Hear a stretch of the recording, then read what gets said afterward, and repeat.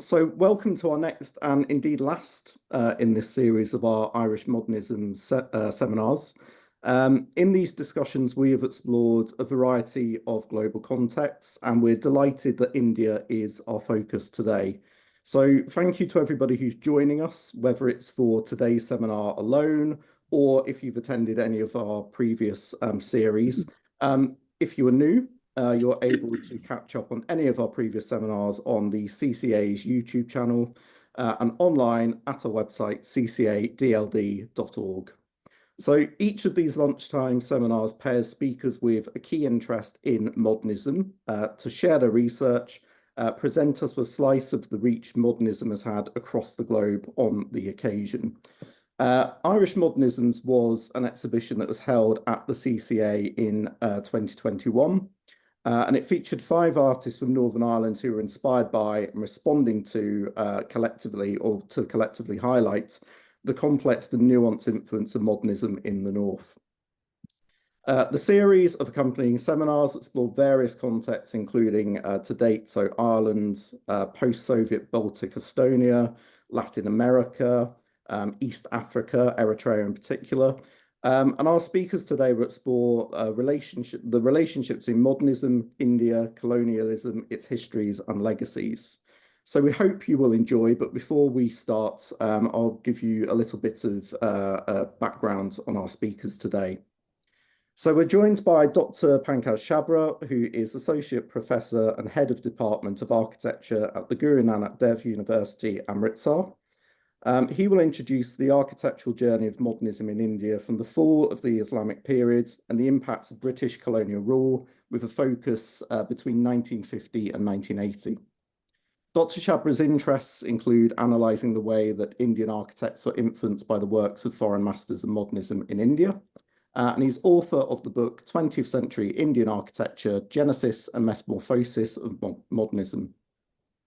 Our second speaker is Assistant Professor Silia Grover, an architect and urban planner, formerly an assistant professor in the architecture department at the Guru Nanak Dev University, Amritsar, and is now a dedicated researcher.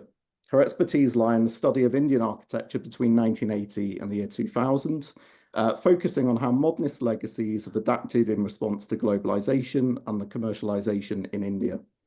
Building on the foundational inquiries of Dr. Chhabra, she continues to explore the evolving impact of these forces on social structures and values. Our mediator for today, as with all of our series, is Dr. Catherine Milligan, Assistant Librarian at the Edward Murphy Library at the National College of Art and Design in Dublin. So following her PhD studies, Katie was the inaugural ESB Fellow at the ESB Centre for the Study of Irish Art at the National Gallery of Ireland, and an Irish Research Council Government of Ireland postdoctoral fellow in the School of Art History and Cultural Policy at UCD. Her first monograph, which I highly recommend, Painting Dublin 1886 to 1949, Visualising a Changing City, was published by Manchester University Press in the year 2020. Recent publications include essays on the White Stag Group, W.B. Yeats and Jack B. Yeats.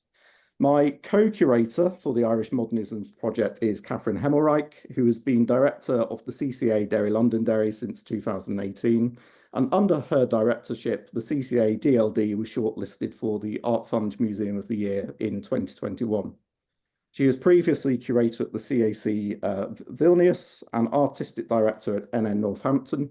Catherine studied fine art at Newcastle University and MA curating contemporary art at the Royal College of Art in London.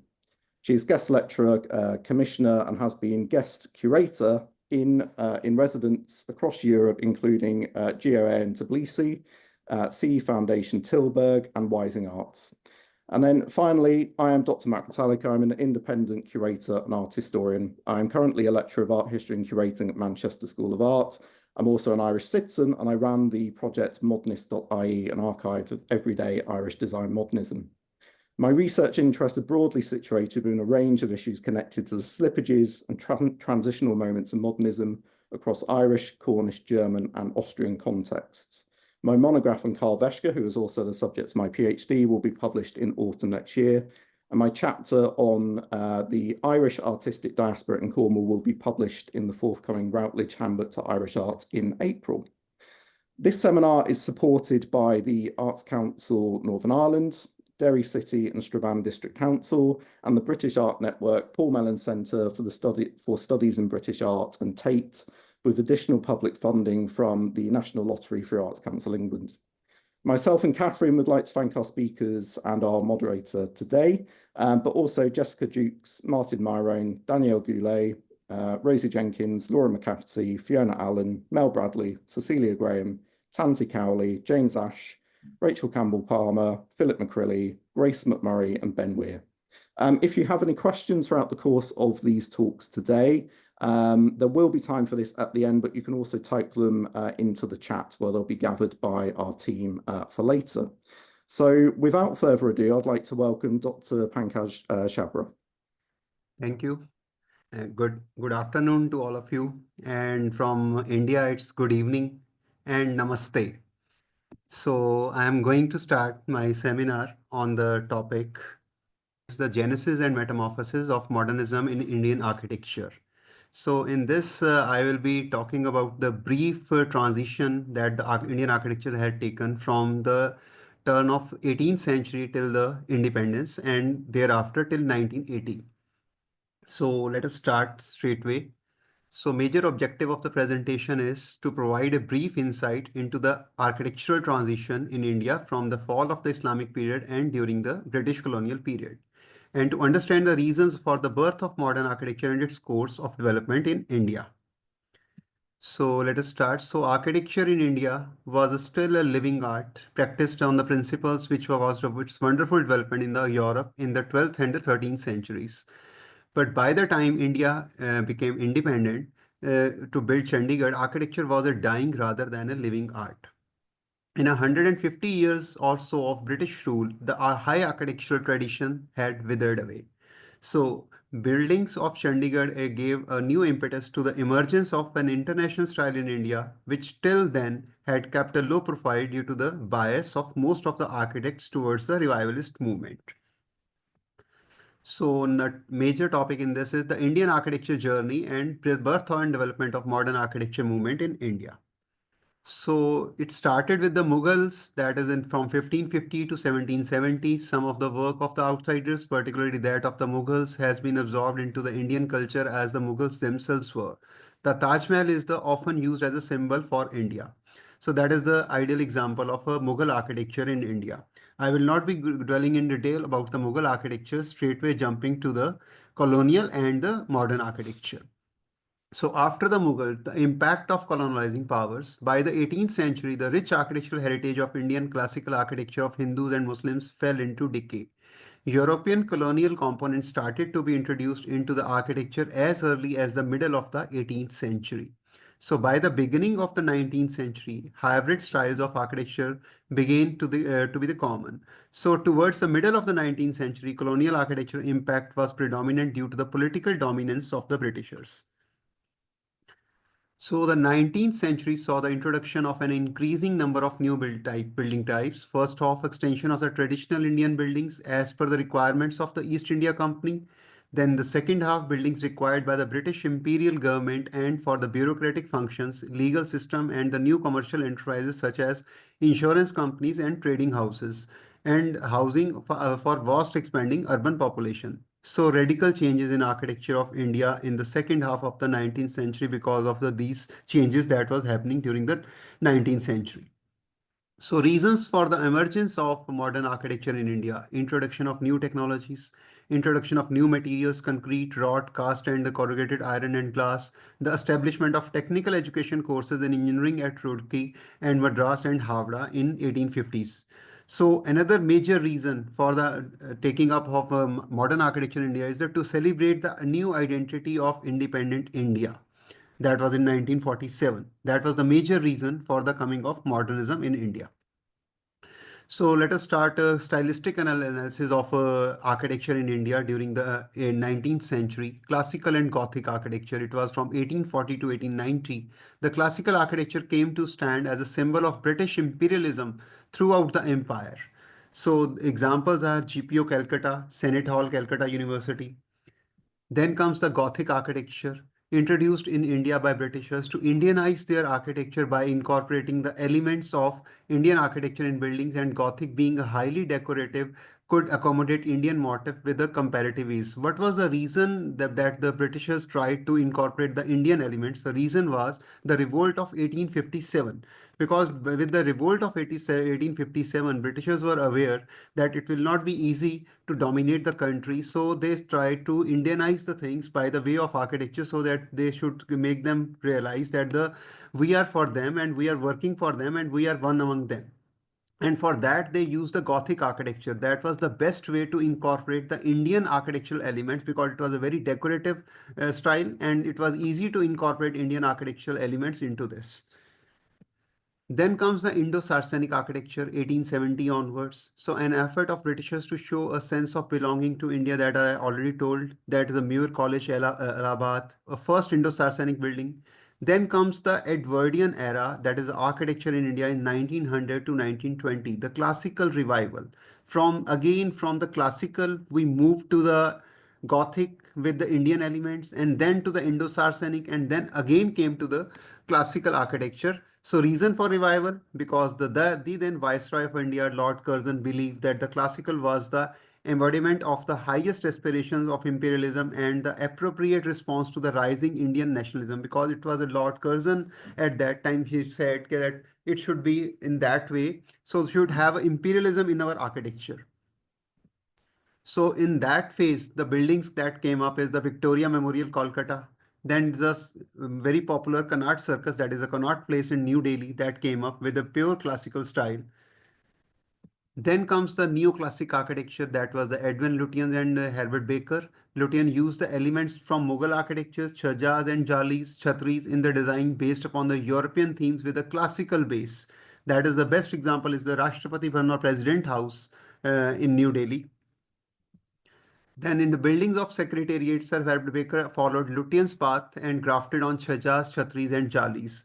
So same way, there is a combination of classical along with the Indian elements. Then there is a departure from Lutyens' neoclassical forms. There was a Walter Skye, George, and Shoesmith that came. British architects come out to help the Lutyens in the design of New Delhi. Architecture produced buildings signifying departure from the neoclassical. So it was a complete departure from the neoclassical architecture that was prevalent in the earlier half of the 20th century. So it was in 1938 that is the St. Stephen College was made. That is the simplicity of facade and the massing, a dramatic departure from the neoclassical architecture and towards the modernism, which was already happening that started in America with the Louis Sullivan in 1890s and then transferred it to the Germany in the earlier 19th century, earlier 20th century, and afterwards by the Nazism and the Hitler attack. After that, it moved to the America in 1933.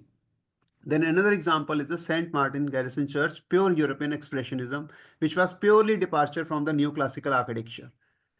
Then comes another firm, that is Bellarde, Thompson and Matthews, Calcutta. Then these people have designed neoclassical idiom in favor of the simpler forms. Again, a Leyden Dufferin Victoria Hospital, Calcutta, the influence of international modernism was quite clear with the simplicity of line and without any ornamentation or decoration or superficial expressions on it. That is what the modernism is. Then to this, there was a reaction. The modern Indian architecture movement, Swadeshi movement in 1930s. Under the slogan of Swadeshi, revivalism was initiated as a political tool because architecture was going side by side along with the political history that were political events that were going on in our country. So the movement was a reaction to the work of a major Anglo-Indian architectural firms as well as with the even greater hostility to the contemporary emergence of Art Deco in India and the international modernism on the European scene. So that is the Lakshmi Narayan temple, popularly known as the Birla temple by Srish Chandra. Vocabulary from the temple of Bhubaneswar, revivalist in nature. That was a reaction to the modernist movement that was happening. Then came the arrival of international modernism in India. There were a few sporadic examples of international modernism with the few architects, the international architects who came to India and built modern buildings. One is Matthews, a member of Le Corbusier atelier. His architecture was imbued with the rationalist ideas. So the Indore Palace, simplicity of form and straightness of lines. So in-depthness to the international style. It was purely an international style. Then comes the Deduct, that is a distilled work of a Dutch architect. The Lighthouse Cinema, Kolkata, purity of form, simplicity of line, crispy cut windows are there along with this. So all the elements of the modernism are quite clear in this. Then Raymond's and Nakemsha, American architects, Raymond close associate of FLW, Frank Lloyd Wright in Japan. So architecture Golconde, that is a reinforced concrete building with a simple form. It was considered to be the first modernist building in India with a complete respect for the climate with the louvers along with the shell roofs over there. Then comes the Otto Koenigsberger. So came to from Germany in 1939. Architecture research on tropical architecture, responsible for the plan of Bhubaneswar, Odisha. The dining hall auditorium, IIS Bangalore, simplicity of lines, completely plain building with straight lines. And then comes the influence. The works of Matthews, Ruddock, and Raymonds, or even Koenigsberger, had little immediate impact on the subsequent architecture of India. Its effect was properly subtle and indirect. Reason being, these were the sporadic attempts by the foreign architects at different places, but not a complete movement. Now, when this sporadic effects turned into a movement, so the architecture profession in India at the time of independence and immediately after independence, there was a new challenge of celebration of a new identity created by independence. It is in this context that the modernist architecture took off in India. In short run, it resulted in little change in nature of architecture because most of the Indian architects of the period were either pupils of Claude Betley at the Sir J.J. School of Architecture in Mumbai or worked with him in Gregson, Betley and King, that is a private office of Claude Betley, and they were influenced by the colonial architecture and trained under the colonial architecture. That is why the architecture could not change much even after the independence. Then impetus to the modern movement in post-independence era came when the return of the foreign trained Indian architects set the intellectual pace of for Indian architecture in the post-independence era. Habib Rahman worked with the Lawrence Ederson and Walter Gropius, studied at MIT, and then West Bengal Secretariat building. The clarity of form sought by the Bauhaus can be termed as a utilitarian modernism. It's a complete modernist building along with the louvers and the crispy cut openings and all the elements of modernism that we can imagine. Then comes the Bauhaus influence also ran through Habib Rahman's PWD work, that is the Public Works Department of India in New Delhi until the end of 1950s. There were two buildings, the Auditor General building and then the Daktar Bhavan, direct repetition of Bauhaus thinking. Then AP Kanvinde, Achyuta Kanvinde, finished his studies from Harvard in 1947, and the Ahmedabad Textile Industry Research Association, popularly known as the Atira building, and the first phase of physical PRL lab, Ahmedabad. Both these buildings are a clear imprint of Bauhaus, purity of form, simplicity of line, and use newly developed building technologies. Then Pilu Modi, then and Durga Bajpai. Intercontinental Hotel, that is called Oberoi Hotel, New Delhi. Again, the International Hotel, New Delhi, purity of form, crispy cut openings and international style promulgated by the Gropius. It's the same Gropius, Walter Gropius style that is coming up. And then another person that is very important with the, you can say, empiricist approach is that Joseph Ellenstein, an American architect, came to India in 1952. But though the philosophy of this Stein was similar to that of the FLW because had a little direct contact with FLW, Frank Lloyd Wright, but his work of the 1950s and the early 60s owes much to the Wright's ideas because it is basically an organic in a static character and strives for an alliance with the nature. That is what the architecture of Stein was, and it came into existence from there and it continued till 1980s.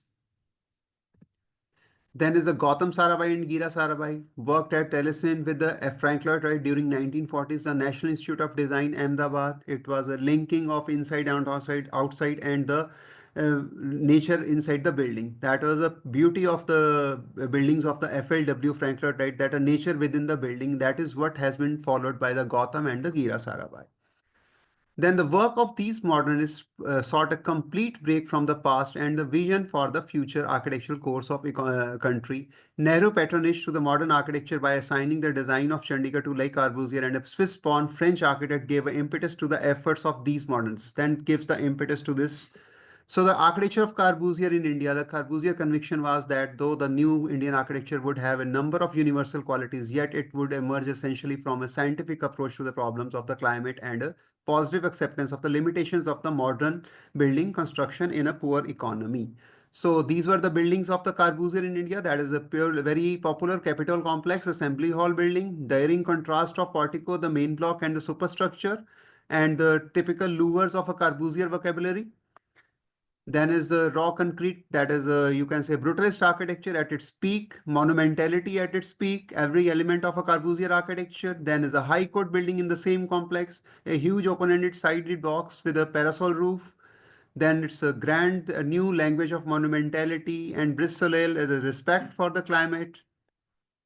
Then comes the Secretariat, another building in the same complex by the Corbusier flea plan leading to the flexibility of space and usage. And then the contrasting elements and patterns, expression of facade independent from the structure. That was one of the 5 points of the Corbusier architecture. So the modernism at its peak during the 60s in India. So city center Chandigarh, chapter 17, the city center, pure cubicle form, north-south oriented buildings, architecture tribute to climate. Then is the Central Plaza, again a brutalism, honesty of expression, and then buildings on pilotis, a ground floor circulation. That is another example of 5 points of Corbusier architecture. So then there is a Sanskar Kendra, purity of forms, straight lines of buildings, pilotis, signature elements of Corbusier vocabulary. Then you can see there is again a typical element of a sprout over here, rainwater sprouts over here of the Corbusier architecture. You can see. Then again, a museum and art gallery Chandigarh, simple in form and bold in expression. Again, the louvers are there and the clear story lighting is there and the pure dead form over there, and the circulation is on the ground floor on the pilotis. Mill Owner Association Ahmedabad, a masterpiece of Corbusier's invention. Then is the architecture of Perry Generate, which was more to the climate of the country, more respect, had paid more respect to the climate of the country. So that is the library, Punjab University, Chandigarh. That is a building clearly respecting the climate.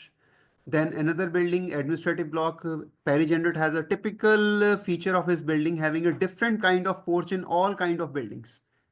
That is a unique feature of the Perry Generate architecture. Then is a Gandhi Bhavan, that is also pure and abstract form in the same campus of Punjab University. Then the junior secondary school, that is a design in Chandigarh, and again honesty of expression. So the architecture of Perry Generate is attuned with the local context and creating architectural forms which take into account the nature of the construction materials and available climatic conditions, respect for the basic needs of the people who would live in them. The architecture of J.N.B. Drew. The works of J.N.B. Drew and Maxwell Fry were also in resonance with the architecture of Perry Generate. Their works were full of perception and climate. The couple was responsible for designing majority of the housing in the city along with a few institutional buildings. These were the one building designed by Maxwell Fry. That's a perfect right-angled massing, simplicity of line, right angle massing, and honesty of expression. Grill and perforated concrete panels. Then is another building designed by J.N.B. Drew, that is a higher secondary school, sector 18, Chandigarh. It's in conformity with the Perry and Fry's architecture. It's basically in harmony with the architecture of Perry Generate and Maxwell Fry, but quite different from that architecture of a Le Corbusier, which I have shown in the Capitol complex. So the architecture of Louis I. Kahn, that was another chapter in our Indian architecture history. The Kahn displayed a timeless power of massive brick construction, suiting the context by utilizing the surviving technologies of cottage manufactured bricks and the labor-intensive construction, which was against the sophisticated construction systems used in this contemporary American architecture. IIM Ahmedabad, that is the Indian Institute of Management. Unfinished brick building mass and with visible concrete piers reflect the combination of tradition and modernity. So that is the celebrating monumentality, Louis I. Kahn Plaza, and then is the arch and circular opening, Kahn's vocabulary. So play of light and shade, honesty of expression, and simplicity of form and line, all elements of a modernism. The arrival of these foreign masters in India was a turning point in the history of modern architecture in India. Le Corbusier's influence on Indian architecture proliferated primarily through those building architects who had the opportunity to work directly under him either in India or abroad. So that is a building of a doshi in 1952. That is very interesting to see. It's a pure geometrical abstract form. You can't distinguish between whether it's a building of a doshi or of a Corbusier, because he worked with the Corbusier in the Chandigarh project. So next, it's the same building, Tagore Theatre, again by Aditya Prakash, purity of form. These were the architects who worked directly with the Corbusier during the Chandigarh Commission. Then this person, Shivnath Prasad, had never worked with the Corbusier, but he followed his ideology and innovative massing and pure form molded in concrete with the brutality at its peak. All the elements of Corbusian architecture, though he never worked with the Corbusier. It's a direct influence of Corbusier architecture on the architects of India. Then another Akbar Hotel, again a Shivnath Prasad building, and having a straightway example of United Dehabitation floor. That is the same Corbusier building elements are used by this fellow. Then another building by B.V. Doshi. That is, this building was done in this building, Central Bank, Ahmedabad. This is a bridge soleil forming deep balconies, bold statement in concrete. Then is a ISPT. It is in 1969 by Rajendra Kumar. Again, a pure Corbusian vocabulary. Then again another building with by H.S. Chopra. There are so many architects. Then comes the H.S. Chopra, another building. So again, Hansmukh C. Patel, honest, this is a building of 7482, means influence was alive till 1970s in India, in the architecture of India by the Indian architects practicing the modernism on line with the Corbusier architecture. So again, a Shivdat Sharma, that is a building that is made in the Chandigarh. That is Vikas Minar by Habib. Yeah, just 2 minutes, please. Okay. 2 minutes. Yeah. Okay, then is a Carbus Charles Korea building, IAS Raje. Now, in the end, I can say the journey back from Chandigarh thus began in the late 60s. Death of Nehru in 1964 and countrywide celebration of Gandhi's birth century in 1969 contributed to this back journey. The revival of Gandhi's call to build upon the indigenous technologies and symbol of Indian culture provided a moral basis for the rejection of Western derived imagery, and we are going to contextualization. This is the building that is Doshi in 1970s, purely going to the regionalism. That is inspiration from open space derived from the courtyard and Fatehpur Sikri, contextualization and adaptation of the modern architecture vocabulary. So that is the building of Doshi. And so at the end, modern architecture reached at its peak in the works of Indian architects during 1950 to 70, but started fading away with the passage of time in 1980 onwards. It might be because of the reason that the Indian architects were modifying their approach with concern for culture, relevance, and sensibilities. So if you want to see, it's just a brief about this transition. If you want to read it in detail, that is available in my book. That is available on all the channels. You can have it and read it in detail about the transition of Indian architecture from the start of 19th century till the end of the 20th century. So that's all from my side. Thank you. Thank you very much. Silia. Yes. So I will share my screen first.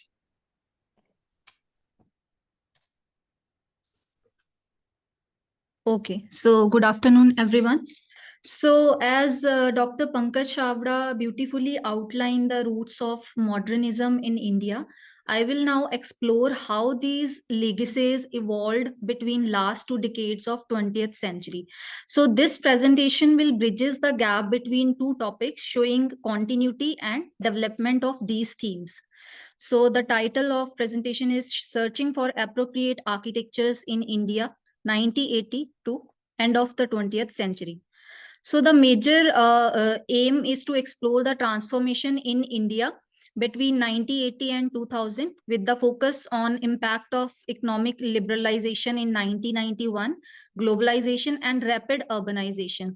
So it also explore how changes influence architecture, shifting from rigid modernist ideals to more contextual, regional sensitive, hybrid and relevant designs. So, talking about this period, India marked by rapid socio-political, economic, and cultural changes. So, this period saw the effects of liberalization, globalization, and increased urbanization. So, a great shift is from rejection of rigid modernist ideals in the favor of more diverse, culturally relevant forms. So during this time, there are multiple challenges being faced by architects. First one is a cultural relevance, that how to retain cultural identity in the face of globalization and modernism. Sustainability and environment, basically addressing India climate and urban challenges through sustainable design. Then there is another challenge of functional needs, providing housing, infrastructure, and public spaces in rapidly growing cities.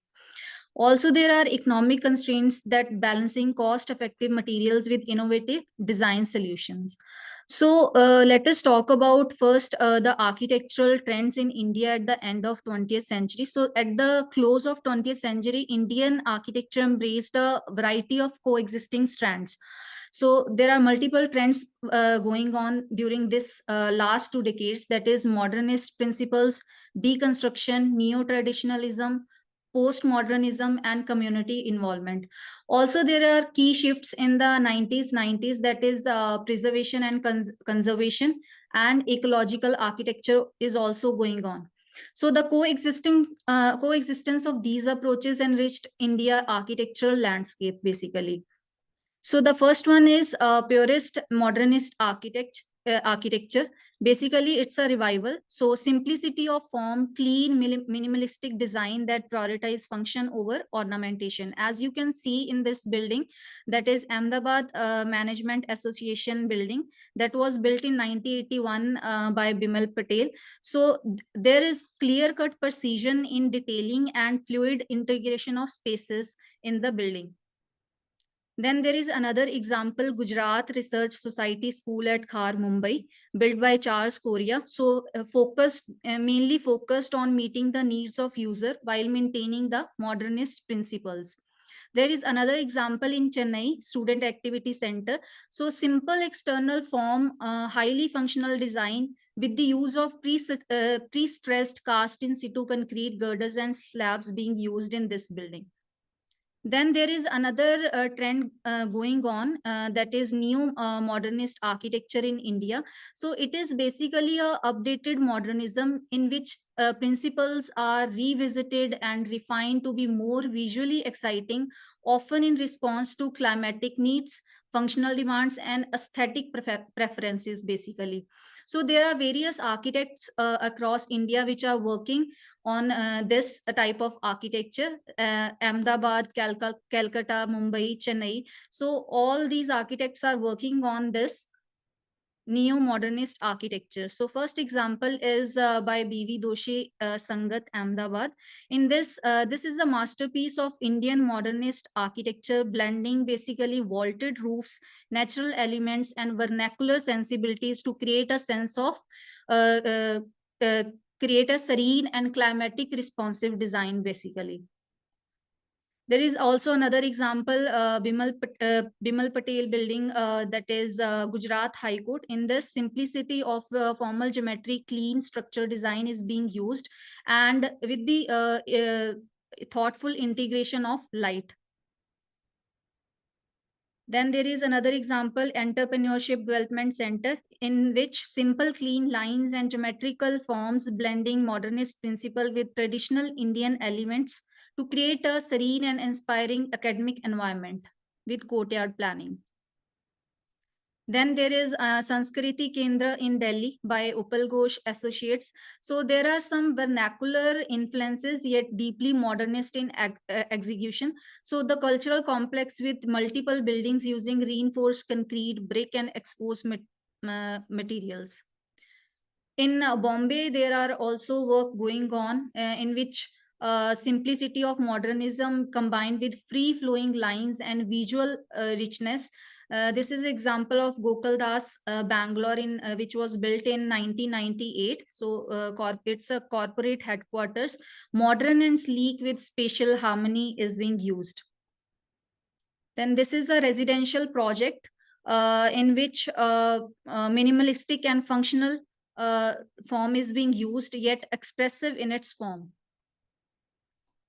In Chennai, there is one Madras fertilizer colony, which is prime example use of basic forms and communal designs. So it combines simple geometry, bold colors, and focus on communal living to enhance the quality of life for the residents while maintaining an aesthetically pleasing and sustainable design.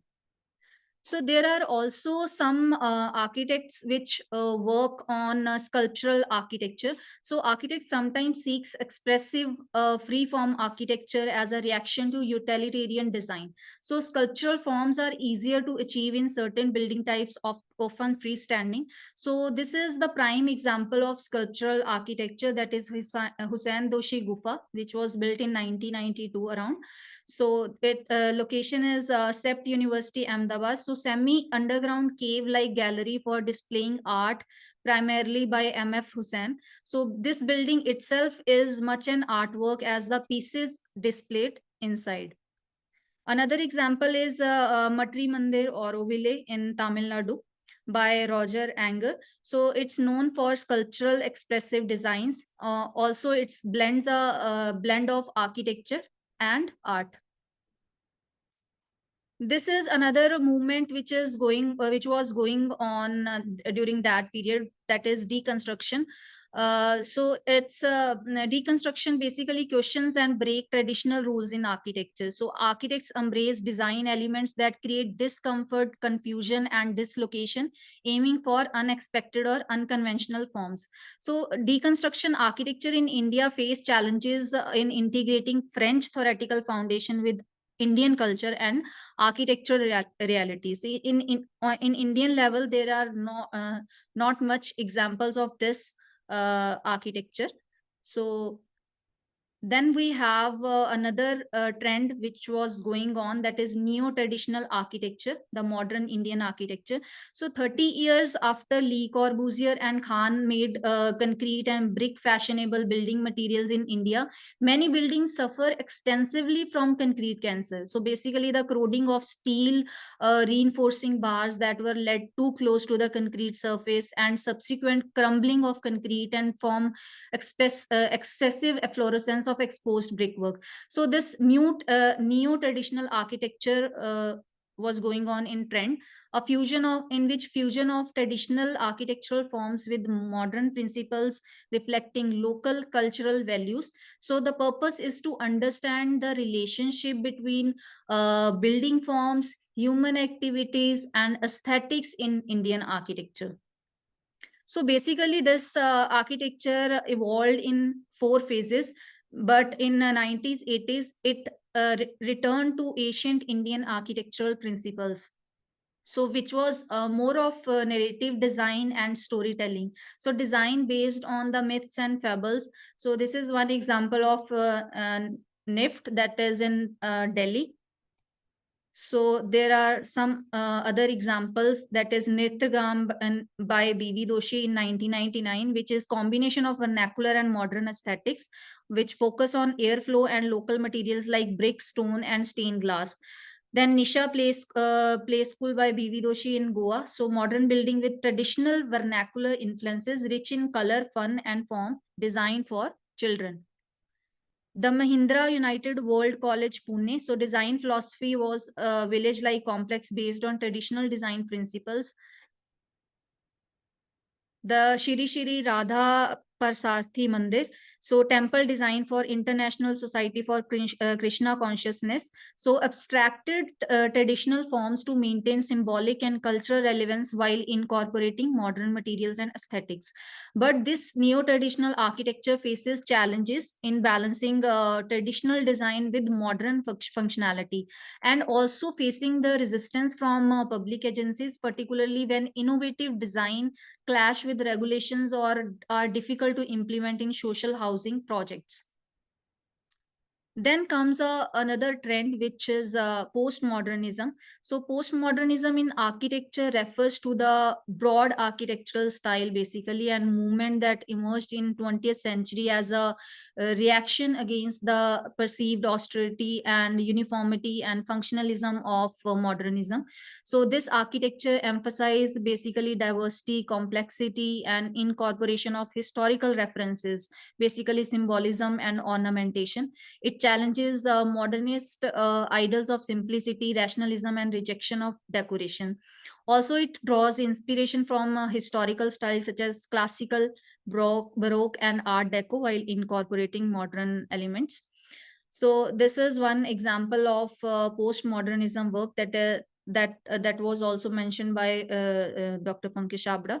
So, V.V. Doshi Indian Institute of Management, Bangalore, is an exemplary case of how postmodernism architecture integrates regional elements. So, the design of campus incorporate large open spaces, courtyards, and terraces, which not only reflect the traditional architecture style of southern India, but also provide practical solutions for natural ventilation and cooling. So, which was necessary for India climate basically.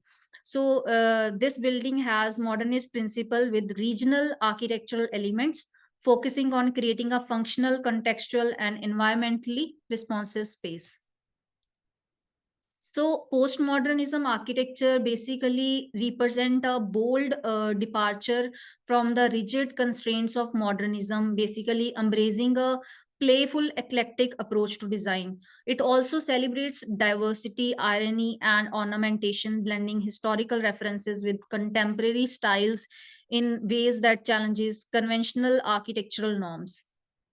Also, there are some community architecture going on, which improving the lives through design. So the key shifts in focus over decades, like in 90s 50 and 1960s, slum clearance and new housing was going on. In 1970s, sites and services schemes were going on, and 1980 slum upgrading, and in 90 slum redevelopment projects were going on for on long term improvements without disrupting local community lifestyles.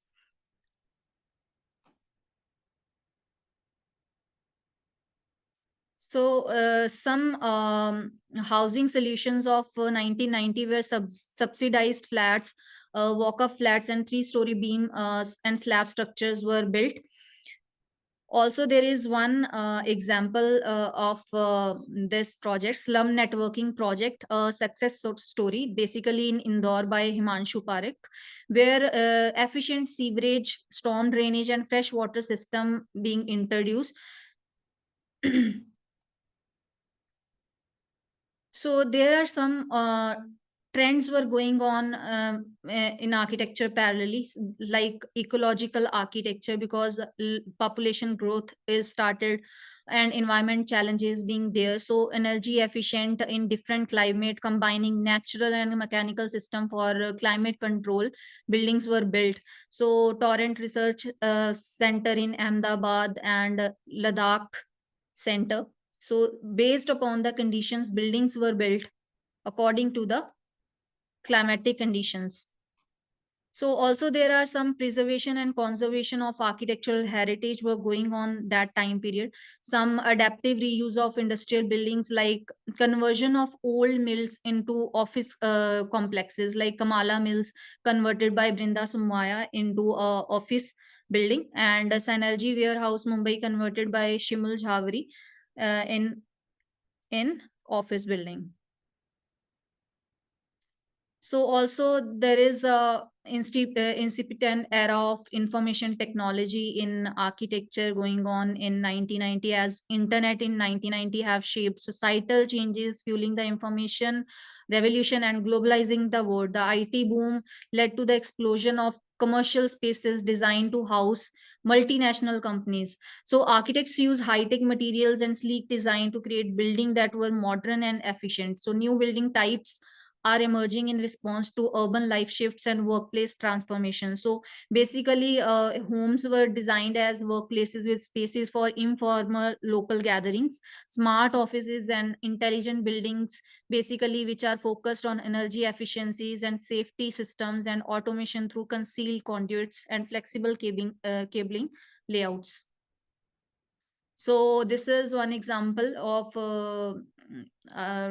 Bharat Diamond Bourse, in which modern and functional design, intelligent building systems were used, and concealed cabling and flexible layouts. So modular workspaces were designed to facilitate seamless and secure trade activities, centralized courtyards, basically spacious courtyard for better natural light and ventilation, and various security and safety systems were designed for diamond trade industry. Also, there is another example, that is FICCI, Federation of Indian Chambers of Commerce. So modernist design with geometrical shapes, glass curtain facades, and concrete materials. Also integration of advanced infrastructure, energy efficient systems, building management, automation, and security systems. So technological integration reflects the information technology era with the systems that support global business connectivity. So when we conclude the last two decades, so this period from 1980 to 2000 in Indian architecture saw a shift from modernism to postmodernism and regional styles, basically. So architects experiment with the blending global influences with local materials, traditions, and climates, addressing India's unique cultural and environment needs. So architect also navigating the path between global trends and regional identities, setting the stage for 21st century architectural landscape, basically. So the main key takeaways basically are, as India continues to grow, architects face the challenges of creating sustainable, innovative, and culturally resonant design that reflect the country's diverse needs. So green architecture, smart cities, and integration of technology in urban planning will define the next phase of Indian architecture, basically. And legacy of Le Corbusier, Khan, and Korea, B.V. Doshi, and others continue to influence the design, basically, in India. So that's all about my presentation. There we go. It wouldn't let me unmute. Thank you so much to both of you for those fascinating talks. I feel like I've learned so much in your talks.